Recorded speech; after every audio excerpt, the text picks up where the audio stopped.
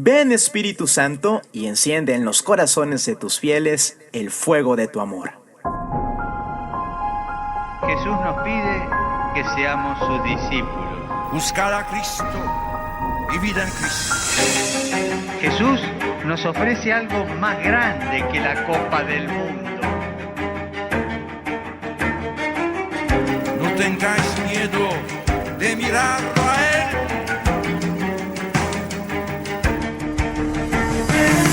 4 p.m.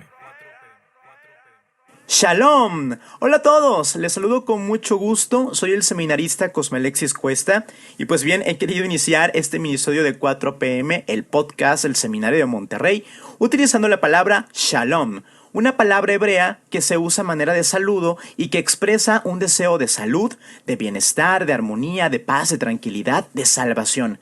Y he querido primero saludarlos así, esperando que, aun en estos momentos de incertidumbre, podamos encontrar paz en nuestros hogares junto a los nuestros. Seguimos uniéndonos en oración, pidiendo para que esta pandemia termine pronto. Shalom es el saludo que Jesús dirige a sus apóstoles cuando se les aparece resucitado. En el español se ha traducido como la paz esté con ustedes. Y precisamente el pasado domingo, en que celebramos la solemnidad de Pentecostés, es que en la liturgia de la Santa Misa tuvimos oportunidad de meditar este pasaje en el capítulo 20 del Evangelio de San Juan. Y con motivo de la celebración de Pentecostés, que después de la Pascua y de la Navidad es una de las festividades más importantes de la Iglesia, es que quisimos hacer este minisodio, en el que compartiré 3 enseñanzas que nos deja Pentecostés. Pero antes de continuar, vamos a hacer un brevísimo repaso sobre el origen y sentido de esta fiesta, por aquello de que no te acuerdes o por si no lo sabías. La palabra Pentecostés es de origen griego y significa 50 o bien 50, porque se celebra 50 días después del domingo de Pascua. Y en este día se conmemora la venida del Espíritu Santo sobre María y los apóstoles en forma de lenguas de fuego. Así lo leemos en el capítulo 2 del libro de los Hechos de los Apóstoles.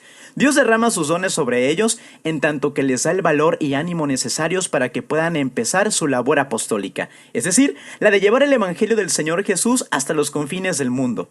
Es por eso que también decimos que en esta fiesta celebramos el nacimiento de nuestra iglesia. Además, con Pentecostés también se marca el cierre o conclusión del tiempo litúrgico de la Pascua.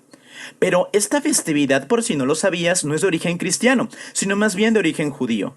En la lengua hebrea recibe el nombre de Shavuot, que significa semanas, y el sentido es el mismo que en Pentecostés. Se celebra 7 semanas o bien 50 días después de la Pascua, que recordemos, los judíos también celebran la Pascua. Pero para los judíos este día se conmemora la alianza de Dios con el pueblo en el monte Sinaí, ese día en que Moisés recibe las tablas de la ley, o sea, los 10 mandamientos por parte de Dios. Curiosamente, esta festividad también coincidía con las fechas en que los judíos hacían la recolección de los primeros frutos de sus cultivos, lo cual también era motivo de celebración, y por eso también llamaban a esta fiesta, es decir, al Shavuot, la fiesta de la cosecha. Y en este día se ofrecía a Dios las primicias del producto de la tierra. Viendo ahora el sentido judío de esta celebración, no debería sorprendernos porque es precisamente en este día en que desciende el Espíritu Santo sobre la iglesia. Dios envía a su Espíritu Santo para sellar esta nueva alianza traída por Jesucristo. Así, lo que en el Sinaí fue un pacto con el pueblo de Israel, ahora se constituye como la consagración del nuevo pueblo de Dios, que es la iglesia. Y ahora no es el hombre quien trae los frutos para Dios, sino Dios quien trae las primicias, los dones, los frutos de su Espíritu Santo y se los da a los hombres a través de los apóstoles. Recordamos un poquito cómo sucedió este momento, este episodio. Nos dice el libro de los Hechos de los Apóstoles que después de la ascensión del Señor Jesús, los discípulos se reunían en un mismo lugar para orar. Cabe decir que se hace una mención muy especial de la Virgen María presente orando junto a los discípulos. Esto es súper importante destacarlo y en un momento más les diré por qué. Al llegar entonces el día de Pentecostés, mientras los discípulos oraban junto a María, vino del cielo un ruido semejante al de una ráfaga de viento que hizo eco por toda la casa donde se encontraban. Aparecen entonces lenguas como de fuego que se repartieron sobre cada uno de ellos, quedando en ese momento llenos del Espíritu Santo y empezando a hablar en lenguas distintas. Nos dice también el libro de los Hechos que había judíos en Jerusalén venidos de diferentes países y que cada uno escuchó hablar a los apóstoles de las grandezas de Dios en su propio idioma, en su propia lengua. Bueno, ahora sí, paso a decirte 3 enseñanzas que podemos sacar de la experiencia de Pentecostés. La primera, unidad en la diversidad. Retomo un poco las palabras del Papa Francisco en la homilía que dirigió en la Santa Misa de Pentecostés del pasado 31 de mayo. El Papa dijo: vayamos pues al comienzo de la Iglesia, al día de Pentecostés, y fijémonos en los apóstoles. Todos eran diferentes. Jesús no los había cambiado, no los había uniformado y convertido en ejemplares producidos en serie. Había dejado sus diferencias y ahora, ungiéndolos con el Espíritu Santo, los une. Para apoyar un poco esta idea del Papa Francisco, es necesario mencionar otro episodio de la Sagrada Escritura que funciona en sentido opuesto al pasaje de las lenguas de fuego de los Hechos de los Apóstoles.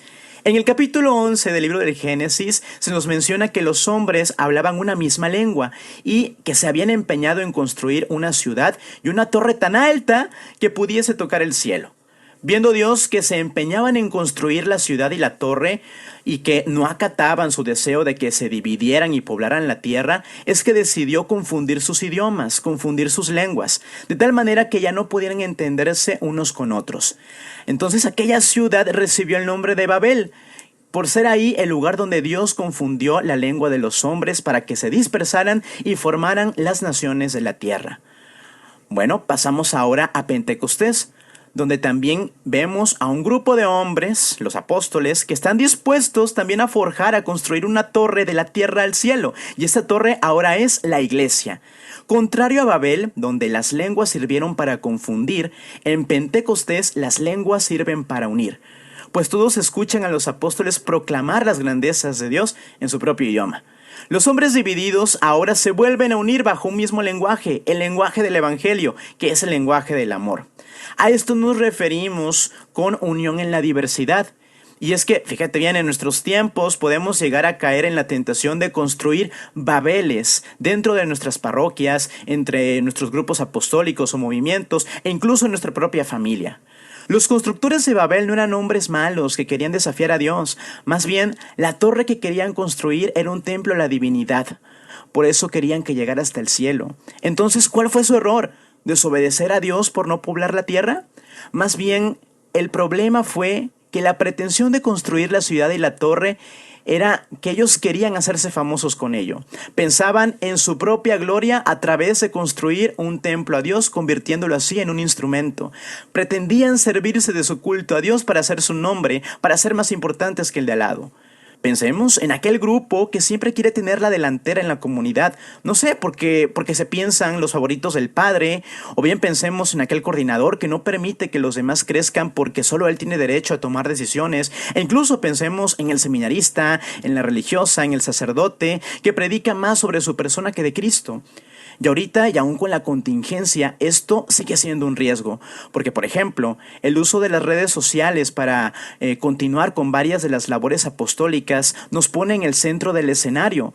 El hecho de estar frente a una cámara, frente a un micrófono, pues puede hacernos olvidar que a quien tenemos que predicar es a Dios. Aquí en el podcast procuramos siempre tener presente que no es el show de Cosme, de Diego, de Chuy, de César o de Luis, sino que es un espacio en el que queremos que sea Dios quien te hable. Procuremos pues no construir babeles que lejos de unir terminan dividiendo, porque por querer tener el protagónico salen a relucir los egos y los orgullos que finalmente terminan en pleitos y divisiones.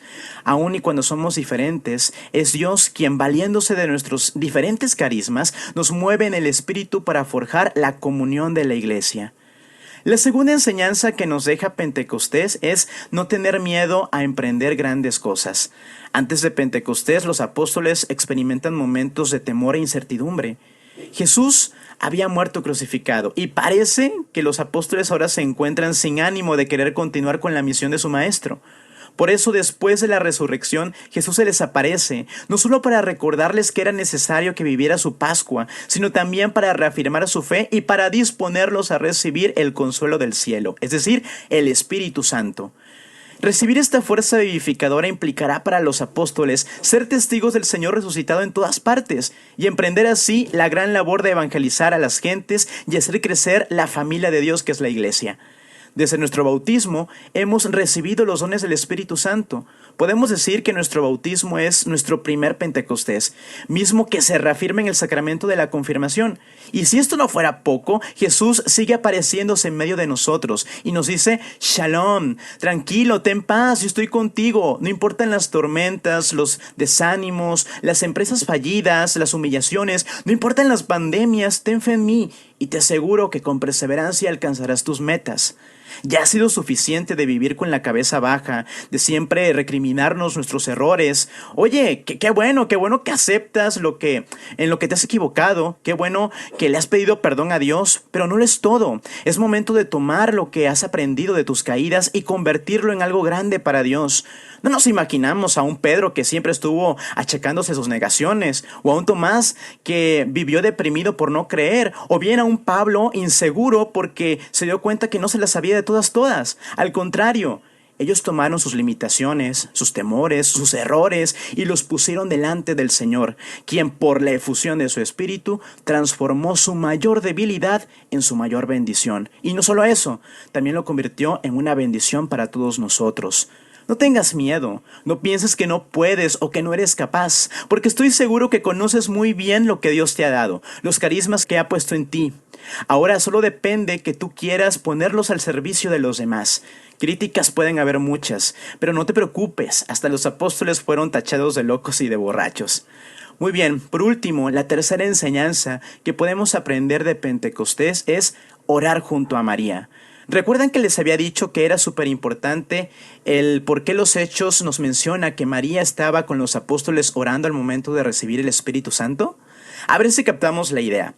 María, Espíritu Santo, ¿dónde habíamos escuchado esto antes? Así es, en el primer capítulo del Evangelio de San Lucas, que curiosamente es el mismo que escribió los Hechos de los Apóstoles. En el episodio de la Anunciación, María recibe el Espíritu Santo para poder concretar el designio de Dios de ser la madre de Jesús. Es por obra y gracia del Espíritu Santo que María concibe en su vientre virginal al Hijo de Dios para que pueda nacer en el mundo.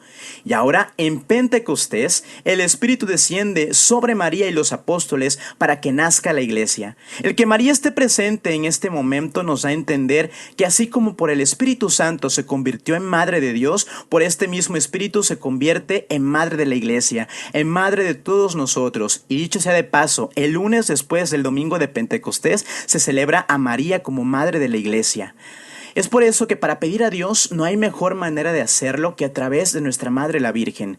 María está orando en Pentecostés, sigue en ese diálogo con Dios, mismo que estamos invitados a agregarnos. Y es en serio creerlo. Orar a Dios con María es como entrar a un chat VIP, como contratar el modo premium con todas las funciones para una experiencia más completa y satisfactoria. Acabamos de pasar el mes de mayo, el mes de María, donde se nos invitaba al rezo del Santo Rosario. E incluso el Papa Francisco convocó a un rezo mundial del Rosario para pedir a Dios, por intercesión de María, por el cese de esta pandemia. Pero no es necesario que tenga que ser mayo para rezar el rosario o para pedirle a la Virgen que nos eche la mano con Dios ante nuestras necesidades. Ella es una madre que siempre está atenta a escuchar nuestros ruegos. Es modelo de creyente, atenta a escuchar la voz del Espíritu y como modelo estamos llamados a imitarla. Pues ahí lo tenemos, 3 enseñanzas que podemos sacar de Pentecostés, las repaso otra vez. Número 1, unidad en la diversidad. Número 2, no tener miedo a emprender cosas grandes. Y número 3, orar junto a María. Recordemos que mientras el Espíritu Santo siga inyectando gasolina en la iglesia, éste tendrá los medios para seguir obrando y ayudar a los hijos de Dios a transformar sus vidas. Pues bien, hasta aquí concluimos este podcast. Muchas gracias por escuchar 4pm. Y si te gustó este minisodio, no te olvides de compartirlo en tus redes sociales con tus amigos. De igual manera, envíanos tus comentarios y sugerencias a través de las redes sociales del Seminario de Monterrey, ya sea Facebook, Instagram o Twitter, y ayúdanos a seguir evangelizando. Yo soy Cosmelexis Cuesta y recuerda, ya se llegó la hora de invocar al dador de todos los dones, para que nos envíe ánimos encendidos como lenguas de fuego. Ven, Espíritu Santo.